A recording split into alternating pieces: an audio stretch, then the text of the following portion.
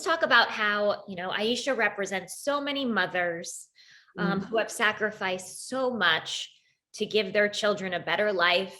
But I think that it's difficult for mothers who are fighting for that survival, for who are fighting for that new life, to remember to also take care of themselves. And I think that we see that in this film. How does Aisha sort of navigate that very delicate balance? Yeah, we a few times or a couple of times in the film, Aisha's friend Saleh says to her, I just want you to be happy. You work so much. Just let loose today. Let's have fun. And yeah, she's everything that she does is for the love of her son, and she so desperately wants him there with her, and so she just keeps her head down and tries to do everything she can to save up this money to build this life here for the both of them. And yeah, it's mothers are always putting away their ego and their own desires oftentimes for the lives of their children. And Aisha's just such a gorgeous testament to that. I loved her love for her son and her courage to move to this new place and to make this sacrifice to be away from him. I've seen my own mother make so many sacrifices in order for me to have a life of some, of some hope. Really, she worked really hard when we were in Senegal to get us here. And she said to me once, I just knew that if I could get you to America, it's the only hope that you would have to not have a life like mine. And that was just really my guiding force with Aisha all along too. She'll do anything for Lamine, and I'm happy that resonated through the film. And so, yeah, it's I get really emotional talking about it because it's just such it's just such a selfless, beautiful thing that mothers do. And I'm not a mother yet. I hope to be someday, but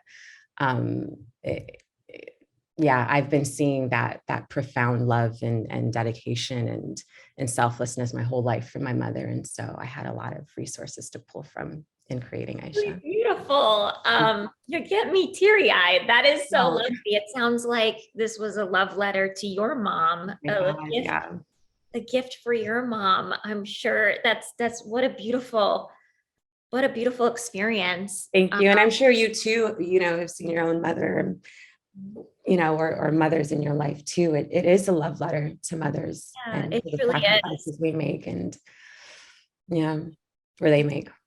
Absolutely. Mothers are the reason for life. I mean, I think that we don't give mothers enough credit. We not even nearly yeah. And it's just so important in films like this for so many reasons.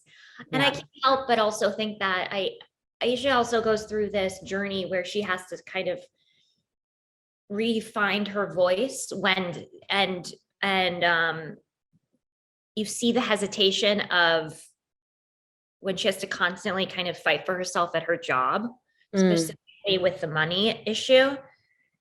And you see that balance right there, that delicate balance of, I need this job, but yet I also am you see her, it's just such a delicate balance of, I can't sacrifice this job, but I also can't sacrifice my self-worth. And it's so brilliant. And the way that you portray her in those moments is just, it's heartbreaking and it's raw. That's so beautifully said. Thank you. Yeah. That's beautifully said. Nikyatu and I spoke about Aisha during pre-production, and she did want her to have I guess pride to her, in that, yes, she does need this job. Yes, her goal is to save money to bring Lamine here, but she's not going to waver on her own integrity and self-dignity. And when Adam says, "I'll advance you the money," she corrects him and says, "It is not an advance, it is what I am owed." And gosh, I love Aisha. Yeah, I Yeah, love what Nikyatu wrote. freaking I love, awesome. yeah, she She's is. truly, I'm so excited for the whole world to see this film. And Oh, so thank you. many, I think, mothers are going to relate to her. And I also think that women who either are trying to be mothers or want to be mothers will learn from her. And Mm, it's such a, again, beautiful gift to the world. She also says to Malik, I love this line, I try not to judge. I don't want others judging me. And we see that power of empathy in this film, and we see the ugliness of apathy. And mm, let's talk a little bit about how this film explores the importance of empathy and the dangers of apathy. And mm. yeah, Yeah. My God. Yeah, Aisha has gone through incredible pain by the time we meet her, even in the film. I don't know if you caught this, but in the scene with Saleh, she speaks about Alamin's father and having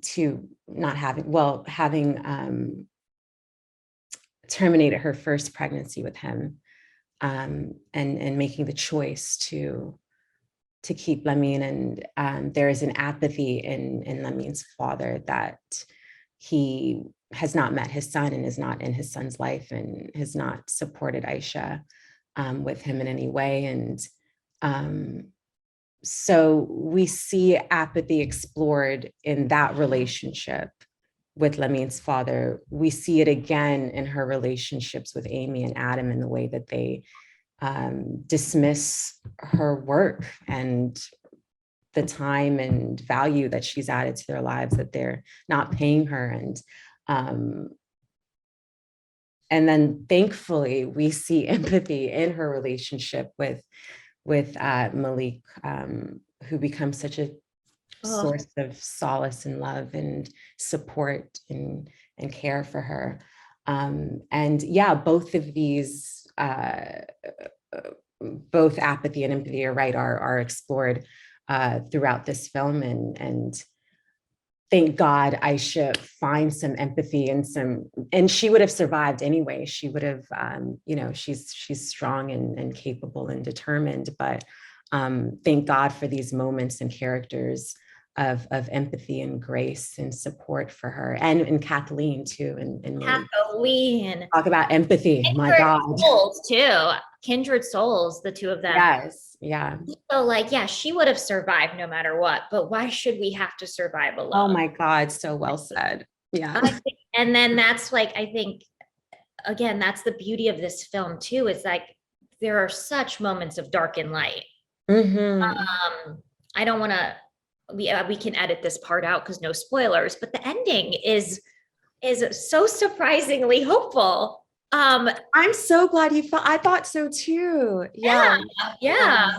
And I Mhm. wanted to go back to your when you were talking about apathy, Lamin's father. I loved that scene at the salon, and I think it's like going into Lamin being the chosen one, and those kind of, Mhm. yeah. Let's talk about Kathleen for a second. Yeah. She is what a cool character. And the Yeah. bond and the sacred connection between the two of them, and how for me it kind of becomes full circle because Kathleen knows what's coming. She sees the future, she's Mhm. psychic, and how beautiful that she will then know she will be there for Aisha. Maybe giving her the love and support that she didn't have with her own daughter's death, Mhm. Mhm. and helping her deal with that, to quote the film, that guilt and grief that is in store. Yeah.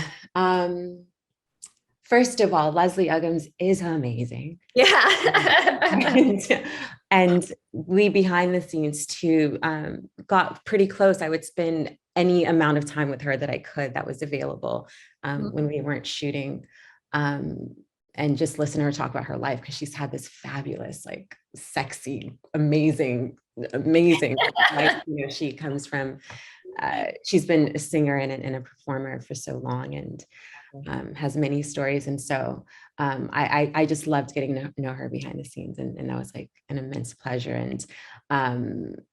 And I also wanted to do that because I wanted to create as much kind of connection between us on screen as I possibly could. And so it was, you know, try to spend time with her off screen in order to help do that. But yeah, Kathleen she's such a pivotal part of the film, because she is the only one that understands Aisha's experience even before Aisha understands it. Kathleen understands what these spirits even are trying to guide Aisha towards, and the unfortunate fate that's coming. And yeah, Kathleen is kind of, she's the anchor, really, I think, in this film, if I may. Like, she's the one that Aisha can come to, and then learns to come to, for guidance and support and clarity in this immensely confusing and challenging and terrifying time in her life. Literally, quite literally. Yeah. So I was so happy that the scenes with her were written in, that the character existed, because otherwise it would have been just, I don't know, Aisha couldn't have survived that. I don't think, without Kathleen. Yes, it was really lovely, their relationship, and very empowering. And I think too, and then the way that your brilliant filmmaker manifests the fate that is to come through the use of water, and the way that water represents life, fertility, birth, but also the tragedy, in the sense. This all-encompassing thing that it represents, and that is life, right? Water in a lot of ways does represent all of those things. It represents life. It can take life. It can help birth. I mean, it's all of it. It's all of it. And it's that for the viewer, you just already figuring out, you're already like kind of, your head's turning with metaphors. You're like, drowning in her life. Like what, like, it's fabulous to kind of go through that experience as the viewer, to really like start to dissect, like, what does this mean? And it also just looks so effing cool. Like, it's just the way that this film is shot. Rena Yang, our cinematographers, I've never been shot so well. It's really poetry on screen. Like, it is so poetic. Absolutely beautiful. Well, this has been such a pleasure. Thank you so much for taking the time. So lovely. Oh my gosh. And congratulations. I'm so excited to see what the future holds for y'all in this film. It's truly beautiful. So enjoy and soak it all up. Thank you so very much.